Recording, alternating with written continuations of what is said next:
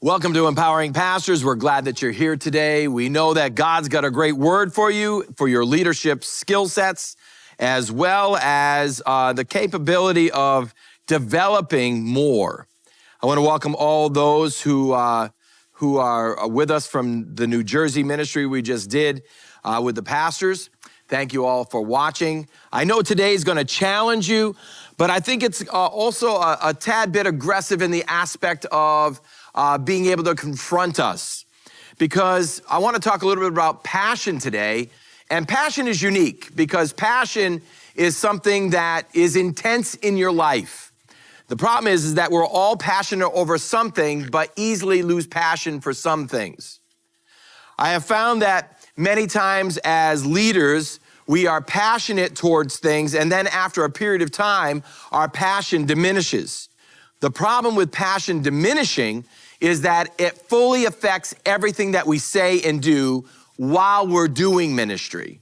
Now, if you have a company and you lose passion for your company, it's going to slowly dwindle away because that passion is always conveyed to other people. So you can have the most highly educated individual in the world on a topic and still never see them accomplish anything. Why? Because if there's no passion behind it, then there is no magnetism behind it. Where there's no magnetization because of desire and passion, then people are not going to follow you. The exact definition of passion is an intense desire or enthusiasm about something. So passion is what drives you, what gets you out of bed, where no one has to pay you. You get out of bed even if you're not getting paid because you're passionate about something. When that is not there, then you have an issue and I have an issue in our leadership capability. Why? Well, because if you're not going to be passionate about or intensely desirous about what you're doing, then why would you expect anybody else to want to follow that? You can be educated, you can be skilled, you can have organizational structure around it, but without the whoosh, the fire behind what you're doing, then people are not going to be interested. So there's a need to really adjust ourselves. And I don't believe this is a one-time adjustment.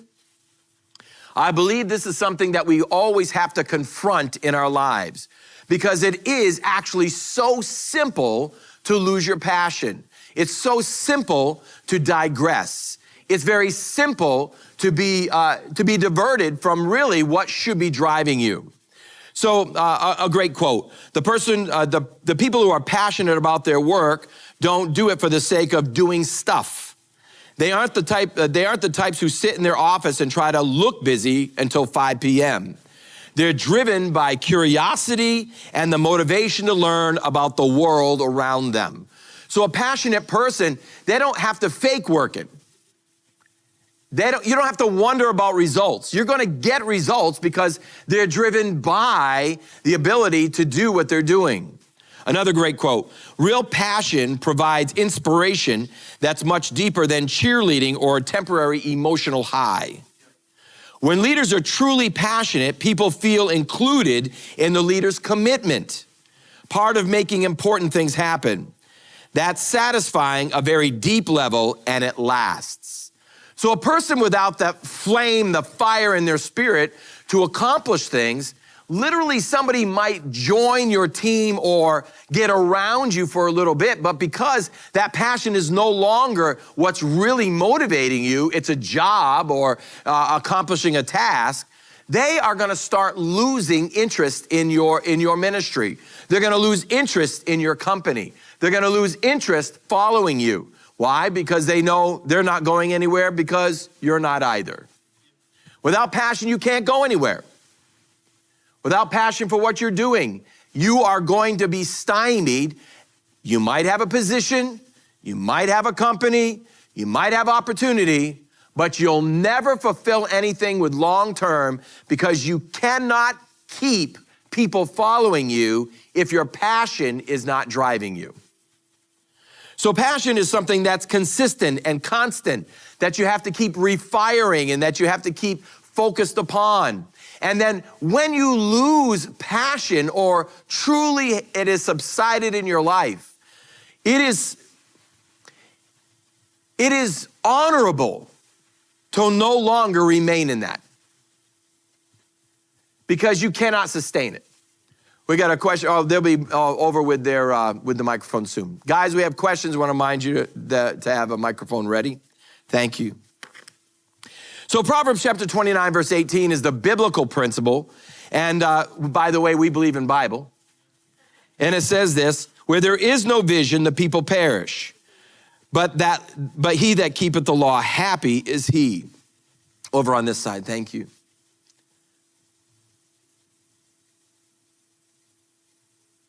Ken. So my thing was more of a comment on the passion, because you said that you have to get out if you're not passionate or whatever. So something I found is that even if I didn't like something I was doing, which listen, you ride motorcycles, you do that enough, you won't like it. Anything you do, I mean, unless you're like some kind of like really unique individual that's just like eccentric. Right. Eventually, you're not going to really like what you're doing because you get burned out. Correct. So the thing that I for myself personally found that keeps my passion is like you have to keep working on goals. And so then even when the stuff that you hate doing, that's a means to the ends, and you can even get passionate about that. And then so you got to work at staying passionate. That's the key. You have to work at staying passionate. I mean, if you like everything you do with your job, then you're kind of messed up. I don't like paperwork, but you got to do paperwork. There's just stuff you have to do that you're not going to be passionate, but you are passionate over the conclusive desire that you have for that drive that's in your heart. I get concerned when I start seeing the loss of passion because I recognize that, first of all, you are still passionate about something. Everybody's passionate about something, even if it's sleep. I had a kid at Bible college. The kid could sleep 18 hours. And he was so proud that he could sleep 18 hours. He called it power sleeping. Hey, how many hours you sleep today? I almost hit 18 one time. Oh, I hit 20 hours sleep. He was so proud that he hit 20 hours sleep. That was his passion. He was passionate about that. That's what he did for Bible school. He was passionate about sleeping. Well, you know what? I'll be honest with you. You've got to ask yourself a question. I'd like you to do that now, actually, if you have the opportunity. I want you to ask yourself, what really is your passion? What gets you out of bed in the morning? And if you have children, and I'm not saying your kids get you up. I'm talking, but what drives you? What is passionate to you that you cannot wait to get out of bed? Even if you weren't getting paid, you'd be doing something alongside of this because it's burning in your heart. And if you have nothing, that's really scary. That means you have no targets in your life. That means you are genuinely lost. But everybody has some level of passion. What is that thing that gets you out of bed? What is that thing that puts the fire in your heart? The other night when I spoke in Jersey, the other day I spoke in Jersey, I was so elated. I was so excited because it thrills me to be able to speak to leaders. When I speak to people and at the church and stuff, I'm preaching at churches, then I'm preaching to those people. But when I'm speaking to leaders, I'm not only speaking to them, but I'm speaking to all their leaders. Man, that just fires me up. When I get done, I am so high. When I get done preaching the word, I'm so high. And I'm passionate about what I do when I'm speaking and sharing and teaching and training. I love it. But you know something? If you have nothing that does that for you, you might actually be depressed. And you might actually need to get prayed for. Maybe get down on your face and ask God to rekindle something in your heart. Because without a passion, you literally cannot accomplish anything in your life. Now, I'll be honest with you, I know a lot of folk, they're not passionate about anything. What a scary spot that is. That you can fulfill an entire lifespan and accomplish nothing for goals.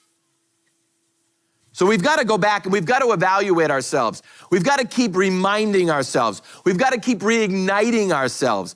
Because at times you get so overwhelmed, as Brother Ken said, you can actually burn out a little bit on that flow. But you see, when you're tethered to the Holy Spirit, when you're tethered to God, and this is about ministry or about your call in life, and there are folks that are called to gain wealth so they can fund the kingdom of God. That's their call. That's their ministry. And whatever that it is in your life, you've got to make sure that you do not lose the fire that's shut up in your bones. So vision is everything. Without a vision, the people perish. That means you have no goals. If you have no goals to accomplish, you're in trouble. If you aim at nothing, you hit nothing. If you have no destination and you start walking down the road, where are you going? Nowhere. If you have a goal to get somewhere, but you get tired halfway through, the word is halfway through, and you turn around and go back home, you could have taken that other halfway and gotten to the rest of the way if you would have stirred your passion. So this is a consistent factor that you and I aren't going to revisit just once. This is something we constantly have to revisit because it's easy to degenerate in our passion, degenerate in our vision because of the multiplicities of environments and the multiplicity of problems that come via our way. And we have to make sure that we stay focal, or else we are going to get so broad. Come on now, we can all talk about trees. If you grab a pine tree, pine trees' roots are shallow. They don't go deep. They get tall, but when the wind blows, man, sometimes they literally just fold over. But if you get an oak tree, the roots are deep and they go tethered deep, and you'll find most of the time those are the ones that are on top of the mountain that are getting ravaged, but they're not being moved. Why? Because their root system is strong. This is where our passion has to be. Our passion must be laden in Christ. Our passion must be laden in our purpose. It must be laden. That means tethered to our goal and our purposes. But with no goal, you're in trouble. So what is your goal in life? Where are you going? Does your ministry have at least some goal you're aiming at? When we started His Tabernacle Family Church, the goal was 1% of our community, which was 90,000 people. Excuse me, it was, yeah. So we were believing 1%, 900. That was the goal. I remember when we crested it, it was like, well, I got to have another goal. I accomplished it, now I got to aim higher. And my passion went higher. So there's a necessity not just to have a vision once, but especially if you are truly a passionate person, you're going to get people following you and you're going to be able to move forward to accomplish that task. Then you have to reevaluate again and say, now where are we going? What's the next level that we want to be at so that we can continue to climb? Decline is not your friend. Climb is your friend. But you can't climb if you lose the passion of your heart. This is where people backslide. This is where people walk away from Christ. You can have all the Bible. I have Bible college friends, kids I went to Bible college with, that today are no longer born again. They're serving the world. How is that possible? I remember their hands raised. I remember them fasting. I remember them crying out to God on the altar. I remember them seeking Jesus. I remember them pushing people and being involved in ministry. And what? All these years later, now they don't even serve God? Well, why is that? Because they lost their passion. And I don't think that the term losing your passion is actually valid. I believe it's desert. It's deserting your passion. It's not feeding your passion. It's not staying focal on your passion. You will not stay passionate on accident. It is something that has to be tended. When you don't tend your passion, then you go from a massive fire that's burning and keeping people warm and giving light to those that are around you. and will slowly dwindle down to a small little fester of coals. And then if you don't start throwing more wood, if you don't start throwing more wood on it, then those embers get dark. Then after a while, they go out. It might still be warm, but it's not hot. And no one's coming to your fire to see anything because he can't see. And no one's coming to get warm because they can't get warm. When that happens, you know you're starting to lose followers.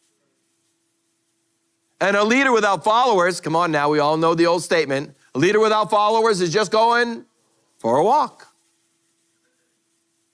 And you've got to make decisions in your heart that this has to be tended. You have to refocus yourself. Passion is what drives you. No one has to coax me out of bed on a morning. I get up, getting ready to rock and roll, let's go. People need to be saved. Body of Christ needs to be shored up. I need to make sure I'm teaching. I need to make sure I'm doing God's will for my life. That's why I get out of bed. I don't have to wonder why I get out of bed. I know why I get out of bed. And I'm excited to get out of bed after 35 years of full-time ministry. It's not always that way. Sometimes I got to kick myself out of bed. It's rare, very rare. But it's because I've tended it. And my relationship with Jesus, I tend my relationship with Jesus. I spend time with him in prayer. I spend time in his word. I spend time giving out. Because if you only take in and you never give out, then you cannot keep the fire burning. You smother it. So these are principles when you're talking about passion that have to be constantly brought back to our face, or else we're going to slowly slide into a delusion and believe that we're okay, yet everyone is looking at us and saying, what are you doing? It amazes me that we are our greatest deceiver, not the devil. So there are three main boulders that set the foundation of leadership. Number one, passion. Number two, vision. Number three, mission. That passion is the fire that's in your bones. It's that, listen now, I don't even mind missing a few meals because I've got to get this done. I don't need an alarm clock to get up in the morning. I can't wait to get up in the morning. I don't know, how many of you have thoughts and passion brewing in your head before you get out of bed? Man, I have things just stirring in my head. When I get out of bed, sometimes I have answers. I went to bed not sure what to do. I get up the next morning and I've got the answers because my brain's been brewing all night long on the passion that's driving my heart. The next is vision. Vision is that end goal, that direction, where you're heading. So you can have passion, but passion without direction means you're running somewhere, but you're just not sure where you're going.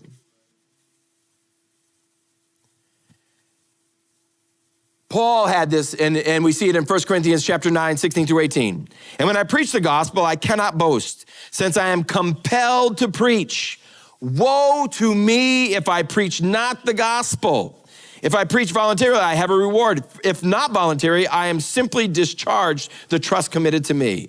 And then what then is my reward? Just this, that in preaching the gospel, I may offer it free of charge, so not to make full use of my rights as a preacher of the gospel. Paul was driven to preach. How do we know that? Because you know what drives you when persecution comes. When adversity comes your way, it actually shows where and what level your passion is. If you're just a part-time passionate person, then when trouble comes, you're backing out or moving away. Why? Well, because it's not worth that much to you. True vision, true passion demands persecution. Because people can't understand why you're so passionate. It drives some people nuts. What's wrong with you?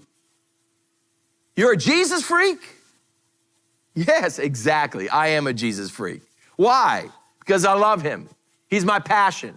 He's my eternity. He's my reason. He's my breath. Ministry? Come on now. Pastor, you can make more money outside of the ministry. Absolutely I can. I know I can make more money outside of the ministry. That's not a problem. But my passion is not money. My passion is seeing people's lives changed. So what is your passion? So you can have passion, but if you have no vision, then you cannot accomplish anything because you have no direction. And then your mission. Your mission is how I'm gonna get it done. So you have your passion, that's birthed in your heart. Number two, you have the vision. You have your end goal result that you're after. And number three is, how in the world am I gonna make this happen? These are the three boulders of the foundation of making sure that you're gonna fulfill a life that when you look back, you're not gonna have regret or wonder why I wandered for my entire life. And people wander all the time. I had people tell me they worked and they just retired their job and they were glad they retired because they hated their job for all the 20 plus years they worked there. What a horrible life. You worked a job for money for over 20 years and you hated every moment of it. You didn't want to go to work. You just got a paycheck to suffice. What a horrible life. Or I've seen people, they are passionate, they've got vision, but they never do anything with it. I knew a man, he came to me one day and he goes, I have an invention. I said, what's the invention? He goes, scratch and sniff pizza stickers that you put in the paper and people will scratch them, sniff them, and then they'll order a pizza. I said, that is brilliant. He had the passion for it. He had the vision for it, but he had no mission. And he let it lie for 3 years, and then boom, guess what we saw in the newspaper? Somebody did it. He lost because he didn't have the mission. If you don't have all three boulders, you have no foundation.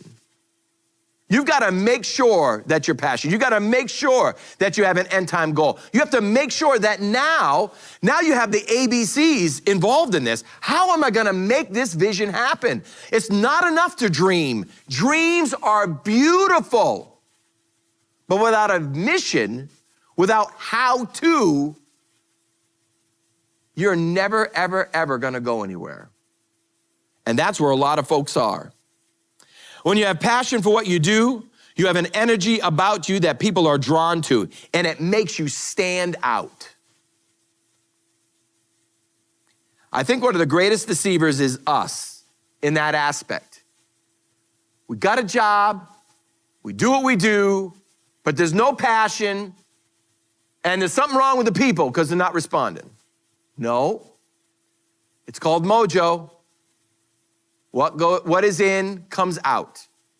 You can only fake it so long. And if you have no passion, it's coming out. If you have no real goal, it's coming out. And if you have no mission, you have no steps in how you're going to accomplish this, flying by the seat of your britches don't work. If you're going to be successful, you cannot be a last-minute individual. You must be somebody that has the building blocks and must have somebody that in your life, whether if it's you're administrative or you're not administrative, you've got to surround yourself with the people who can make the vision happen. It is not accidental. And so one of the challenges is a lot of people, they have the passion, they have the vision, but they don't know how to put the building blocks together. Well, then get around people that do. If you struggle with administration, find somebody administrative. But if you've lost your passion, you've put yourself in a position of demise. People will enjoy working with you and you will create an enjoyable environment where people can look forward to coming into and working and being part of the organization because of the vision for the future. I told the story before, but I remember sitting in my office and I was doing culture, talking about culture, and I remember asking my whole staff, would you want your children to work here? And the only one who said yes was my son. Everybody else said no. We would not allow our children to work in this church. I was mad. I was getting ready to fire everybody but my son. I figured you should be blessing God. You're getting paid to do the ministry. No, the problem was me.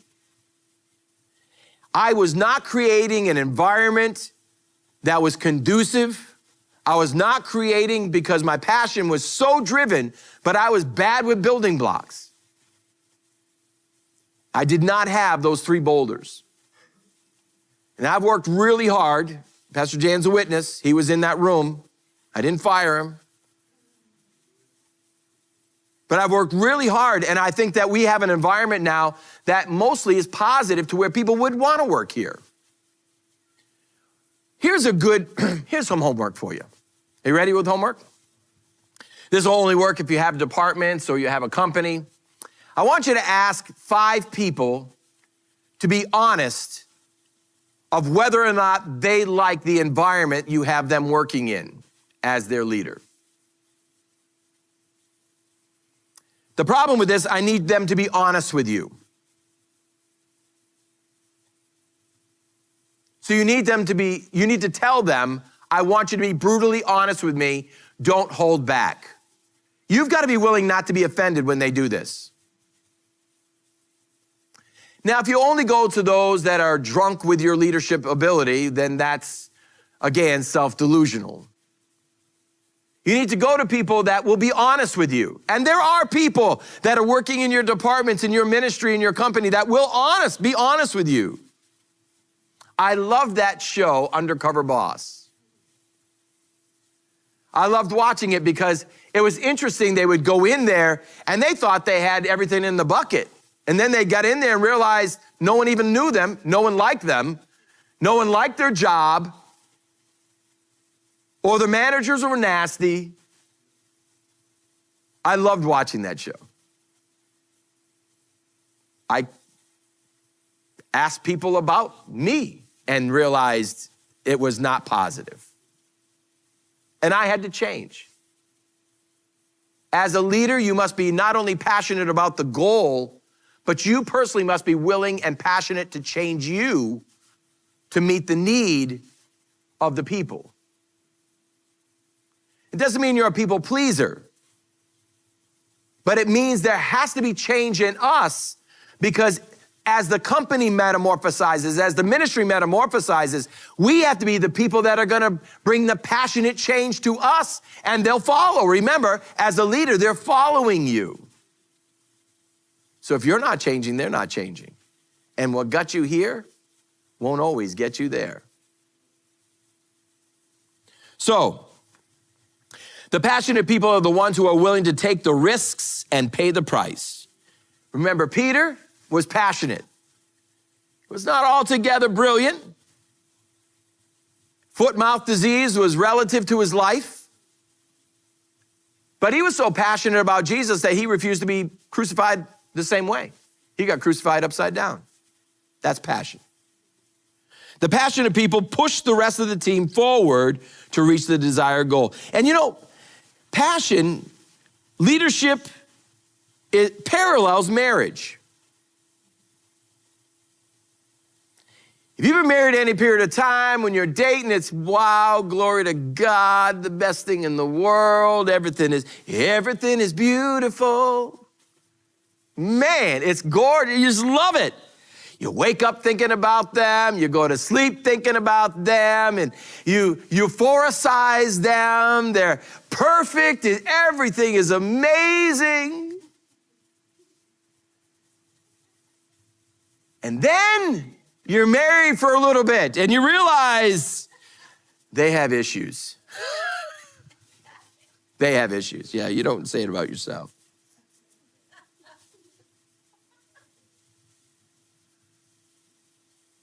Wow! And then you ask yourself that brilliant question, what in the world did I get myself into? Every great marriage, they're going to come to that question. It's because passion seems to wane because reality comes upon you. But the passion is what makes the reality move and brings resolution and answers and drives for greater. Just in your leadership skills, man, that's real. When you open a company, and Brother Ken can tell you, when you open a company, it's exciting and you get everything renovated and you move in and then, oh my goodness. You open a church and you're excited and people are getting saved and lives are being transformed, and then you realize, wow, it's a lot of work to pastor people. That's life. But what brings you out of the trouble is your passion, your vision, and your mission. I know how to get where I'm going. Do you remember when we had that tent out before we moved into this building? We were in a tent for like a month and a half. And in that month and a half, it was the month of August into September. It was 6 weeks. It was so hot. People were passing out under the tent. We lost 100 people in a month and a half. And someone came up to me and said, Pastor, we've lost 100 people. I said, I understand. Some will come back when we get into the building. But I said, even if they don't, we didn't get the 100 people on accident, so replenishing them is not a problem. I understood the mission. So passion, vision, and mission are your building blocks. If you had to write down right now what you are most passionate about, what would that be? What drives you? What excites you? When you get done, it's just like, wow, I love that. And if it's not what you're doing, then you got to ask yourself a question, what am I doing? And it's not that you're always going to, like marriage, you're not always going to be on that high, but it should still be getting you out of bed. So, how do you keep it going? How do you keep it rekindled? First of all, you got to recognize your calling. Like I said, I love communicating. I love building people. I love building God's kingdom. When I get done doing that, I'm just as happy can be. I told Terry when we got into the vehicle on Saturday morning, after teaching to 65 pastors, I was so high. I said, by about an hour and a half, I'll be coming down and we're going to need to stop for a coffee. That just fuels me. Preaching on Sunday, watching all the people come to the altar to get healed in their hearts and their minds and have their brokenheartedness restored. Man, I left on Sunday, yes. But what is your yes? Maybe it used to drive you and now you drive it. You need to get it back. When you have to crawl out of bed, convincing yourself to do it, there's a problem. You want to know why it's a problem? Because you will never have vision of direction. And you'll never have the building blocks put together because it's too much work. And then you'll just keep what you're doing because that's what you're doing. Do you know most pastors will stay in the ministry their whole life, have tiny, minute churches, not do much. But the only reason they did that is because they did not want to become an insurance salesman or a car salesman. That most pastors have lost their passion, aren't doing the will of God, but their only alternative is to go into the secular world and sell cars or sell insurance, and they don't want to do that, so they'll still do ministry, and their church does nothing, and when it died, the community didn't even know they were there. What an atrocity. That does not lay on the foothold of God, on the footprint of God. That is us. And we've got to constantly rekindle. Why are you doing what you're doing? Number two, you've got to have some personal integrity. If you're not willing to give 110% at what you're doing, then your fire's out or going down. 110. You're not working for a human, you're working for God. Whatever your hand finds to do it with all your might is unto the Lord. I have found in ministry, I'll just tell you ministry. I found in ministry your most productive years in ministry when you're hired on as staff is the first year.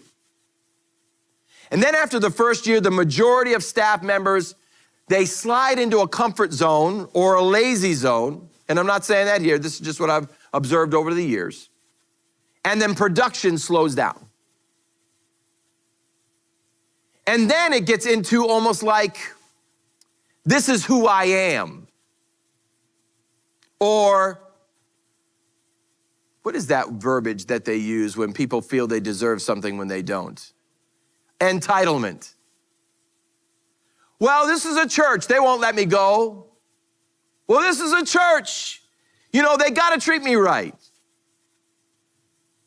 And I agree with all of that, but how horrific to realize that you give 60% when you should be given 110%. You know it, God knows it, and yet you're unwilling to change it to get greater results. I don't know. I fear God more than that. I fear God more than that. I just know this. We're all going to give an account. And I want to do it right. I'm not perfect. Not a perfect person in any manner, shape, or form. But I know what my call is. And I know that I have to have the integrity to get the job done. Number three, perspective is everything. How you view it is how you live for it. Sometimes you got to actually change your perspective. Look at the issues and see them as the challenge and allow your passion to conquer it instead of being conquered. If you don't have challenges, that means you're not being tested. If you're not being tested, that means God don't trust you. If you don't pass your test, you know you got to take the test again. So God will only trust you to the level of testing you're willing to go through.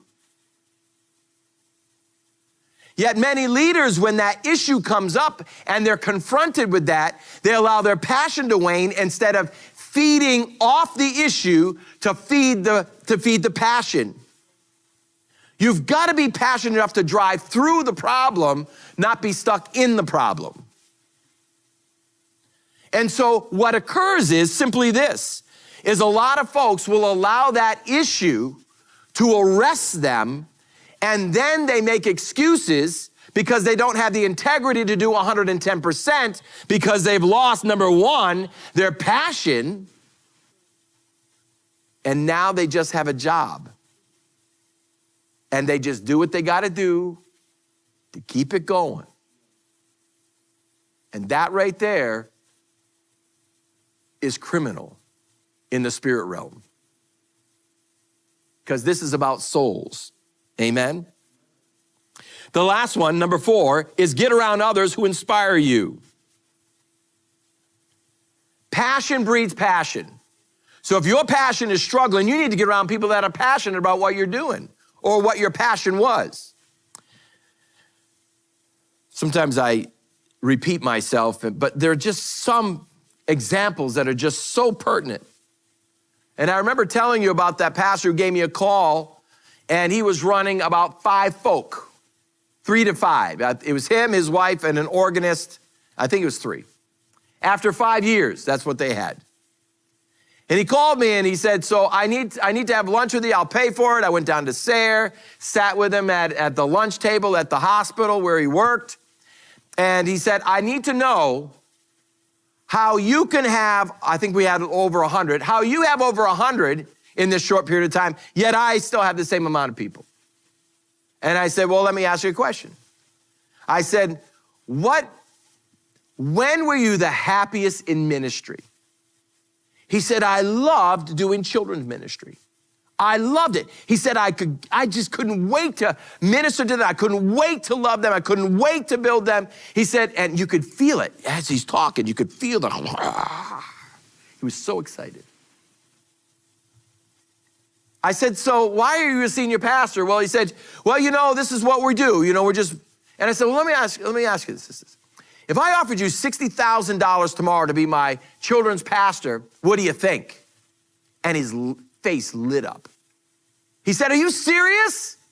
I said, no. And I said, do you want to know why no? Because, sir, you have the wrong coat on. I said, if your passion was for children, but now you're senior pastoring, that is why you only have 3 people. Because you're not passionate over pastoring a church. You're passionate over children's ministry.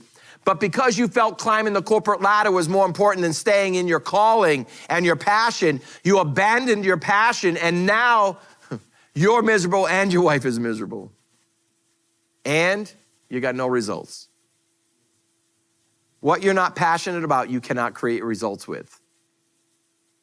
You can have systems and structures, but with no passion, they become an empty hallway. The passion is what draws the people into the hallway to participate with those 2 things. So where is your passion? How do you personally keep your passion alive? If today you had to actually be honest with yourself, what gets you out of bed? What moves you? What gets you high? What, when you get done, is just like, yes. And if it's nothing, woo, you're in trouble. Get on your face until you hear from God. If it's was something but isn't something now, you have to ask yourself, is God transitioning me? Because God might be transitioning you out of one passion to another passion. And number 3, if it's simply because you haven't fed it, then what are you feeding? If you're not feeding your passion, then what are you feeding? Usually it means nothing. You're placating your life, and you'll have regret. I've chosen, and I'll end with this.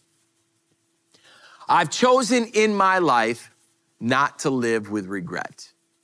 That's a choice of mine. I can't make that for anybody else. I can't live that for anybody else. But I have chosen, I will not look back on the end of my life and say, man, if I had only. I have some passions. Ken was saying too that I love motorcycles. I want to go to Yellowstone again. And I'm going to do it differently this time. I'm passionate about that. I'm saving money for that already.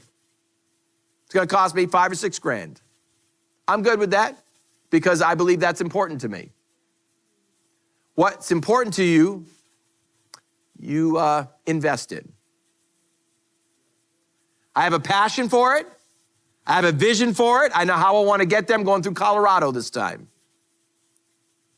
And I have to have the mission. How am I going to make it happen? I've got that set. For this house, for empowering pastors, I know where I'm going.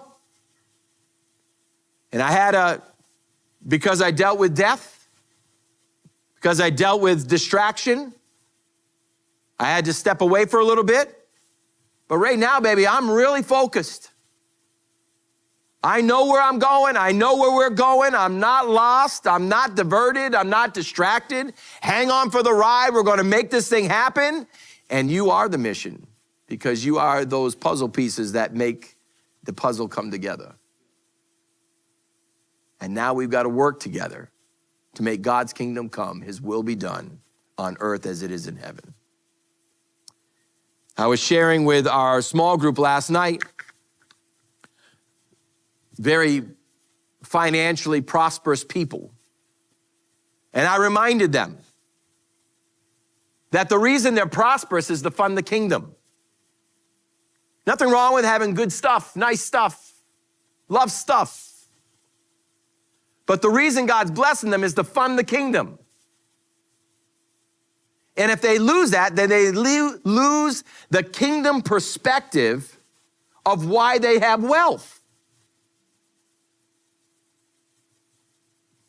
And whether it's them or your department or what you're doing with your life and your business and your ministry, as you're watching this, you've got to ask yourself a question. And that is, does it still get me up in the morning?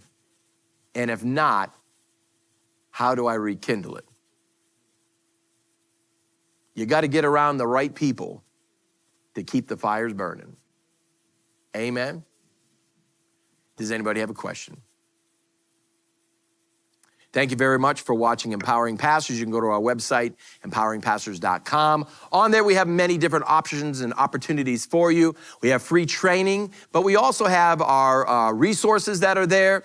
We have emotional quotient assessments. We have different assessments that are available for you and your team, as well as, I want to remind you that you can also hire and bring me on as a coach, and I could help you and your church and your ministry excel to the next level.